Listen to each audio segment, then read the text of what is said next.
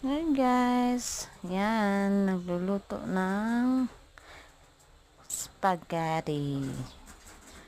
Masarap yan. Na merienda. Simpleng recipe lang. Yung ingredients nito ay tuna lang yung hinalo. Kasi wala tayong afford na karne.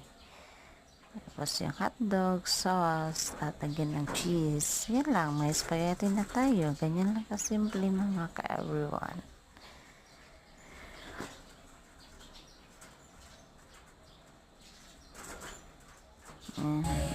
Uy, may fish pa oh. Wow, sarap-sarap.